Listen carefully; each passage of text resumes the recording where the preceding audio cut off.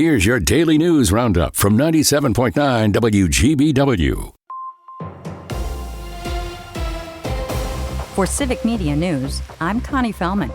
Former Lieutenant Governor Mandela Barnes became the third Democrat to drop out of the race for Wisconsin governor yesterday. Lieutenant Governor Sarah Rodriguez pulled out 2 weeks ago following a campaign finance controversy, while former State Economic Development Chief Missy Hughes ended her candidacy in June. Following Rodriguez's exit, Milwaukee County Executive David Crowley re-entered the gubernatorial contest, backed by Governor Tony Evers. These political shifts are happening as nearly 130,000 have already submitted their absentee ballots. On Wednesday, a judicial ruling dismissed a Democratic-backed legal challenge that aimed to permit voters to recast ballots they had previously filed. Governor Tony Evers activated the Wisconsin National Guard to support tornado victims just hours after touring the damage in Menasha yesterday. Evers said activating the National Guard will ensure every available resource is deployed quickly and effectively to support cleanup, restore essential services, and keep people safe while recovery efforts continue. According to the governor's office, National Guard members will assist with debris removal, traffic and safety support, wellness checks, and other services as requested by Winnebago County officials. The governor hasn't yet said how many troops will be deployed to the area or when they'll arrive. Officials say no fatalities still have been reported, but widespread damage has left many neighborhoods without electricity and under boil water orders.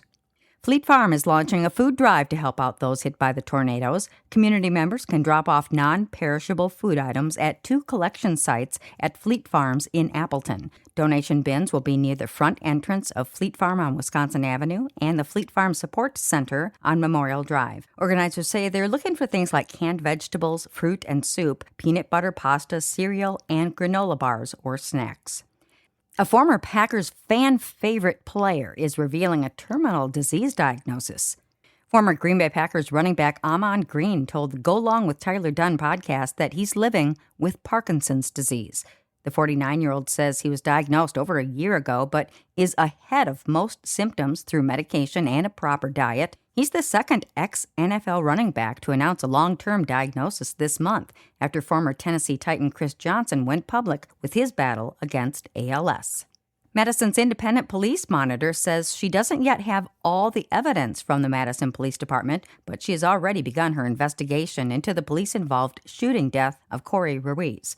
The monitor says she's still waiting for the names and the incident reports from the officers involved, as well as dash cam footage. No body camera footage exists because most Madison officers are not equipped with cameras. Governor Tony Evers and the Wisconsin Department of Transportation are announcing that 101 communities across the state will receive $30 million through the local Small Structures Improvement Program. The funds are set to repair or replace aging culverts and small bridge structures on local roads across Wisconsin. In a statement, Evers said these investments are making a difference for communities that otherwise would not have received any funding. Stoughton's City Council has voted to end its contract with Flock Safety following months of public opposition over privacy concerns. The city signed the 2-year, $25,000 surveillance camera agreement just 7 months ago, but will now pay a $12,500 buyout fee and remove the cameras. Police officials say the cameras were intended only as a public safety tool. Stoughton now becomes the 7th entity in Dane County to end or to not renew its contract with Flock Safety. And that's your state news update. I'm Connie Fellman for Civic Media News.